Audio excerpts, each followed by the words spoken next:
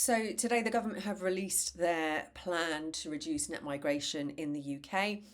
And this, to me, is something that we really need to be aware of, talk about, check the small print, because this is a very clear indication that the government that we have at the moment is really fixed on the threat of reform, who are the party which are that have close affiliates with Trump, um, gaining ground in the seats in the UK. So this is a clear response by the government to try to damage control that, really, by sending out a message to people that they are being tough on immigration. And, you know, that is pandering to an idea which is not a reasonable or fair representation of what is going on. I've mentioned before how the playbook for the far right wing is all about division and putting resentment on blame on minorities or people who are perceived as being outside or othered, as a way of dividing people so that we can't really see what's going on. It means that if you make the enemy here, right here at your door, then you just build up a sense of fear and resentment, which is really powerful. And if you don't have any policies or you don't have any kind of clear ambitions to make life better for people, the best thing that you can do is to make them afraid of what's going on outside the front door. So to me, this is a really disappointing move by our current government. Working within this system over the last about 15 years, I can see how it's not working for people, particularly women who are victims of human trafficking, modern slavery, forced marriage, honour-based abuse, or domestic abuse. It's really difficult to support women who have been brought to the UK by usually things like a spousal visa, and because their immigration status is tied to their marital status, it becomes really challenging in terms of how you can navigate with somebody to get access to things like benefits, especially if they don't have children. Having said that, even if people do have children who were born in the UK and they have British passports, those children do not have a right to receive child benefit. Now, a lot of people don't realise that, but that's the system that we were already working within. It's a system that didn't pay any attention to the fact that women were victims of some of the worst sorts of crimes that we know of in terms of human trafficking, sexual violence, honour-based abuse. There was just no people assume that that is taken into account when you're kind of working with systems, that when you're dealing with like housing or HMRC or whoever you're dealing with, if you say, but this person was brought here under false pretenses, or they were coerced, or they weren't aware of what was going to happen, or they didn't know for sure that they were going to be abused when they arrived here, nobody goes, oh, okay then. Oh, well, you should have said that in the first place. That's fine. Well, now that we know, then they can just have asylum and get access to benefits and just, make sure that their children have a place in school and everything's fine. That didn't happen already. So if this government is saying we're going to make it tougher, then we're going to have a problem, because this government didn't really pay any attention to how children are impacted by domestic abuse. There wasn't anything about that in their manifesto.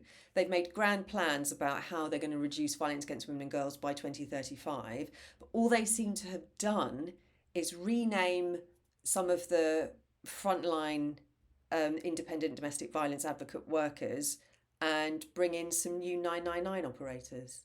So I'm not sure how that's really going to help. So once again, I just want to draw attention to, oh, there's this big change in policy. Oh, how exciting. It means that the government have taken migration seriously and they're going to crack down and they're going to do this and that. What they're actually doing is pandering to a belief which is not an accurate reflection of what's going on for real people. The real people who are going to be impacted by this are women and children. And that's the reality of it. That's what always happens. But this is also a group of women and children who were already marginalised, who were not, by their definition, born in the UK, and therefore their children also don't have the rights of a citizen in the UK, even if they were born here. So I just want people to look into the small print, or just scratch beneath the surface, because my understanding was that this government was going to come in and really kind of shake things up around showing compassion. I mean, that when I say that out loud, that kind of sounds ridiculous now with what we've seen. But we were at the very least expecting some form of treating people with a bit more dignity and respect, because believe me, that is not happening right now. Families who have been through trauma, domestic abuse, honour-based violence, women and girls who have been through human trafficking, modern slavery, forced marriage, they are not treated with dignity. And whilst there are specialist services that are home office services or helplines, like the forced marriage helpline, they don't really have the kind of resources or support. I mean, they don't by any means. It's just not fit for purpose. It's just not. And the problem with sweeping policies and ideas that are designed to appeal to the masses are that they completely overlook what is really happening on the ground.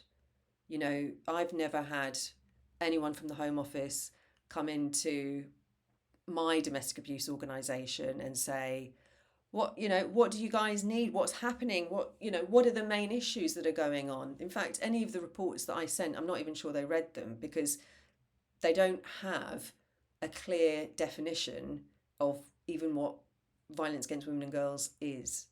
So it just comes back to how the learning isn't there. The learning isn't being done. But worse than that, it's not what we were promised.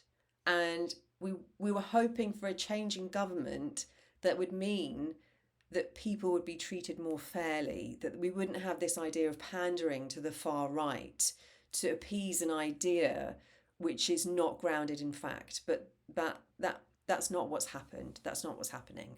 And I think for a lot of us, we feel kind of quite let down, quite disillusioned by that.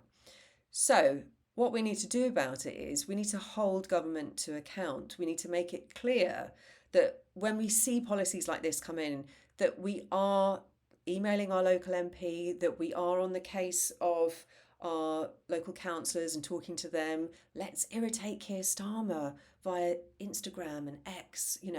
What is he doing about the impact that this could have on women and girls? Has he thought about that? Where are the protections for human trafficking? Let's get on his case, because that's what he's here for.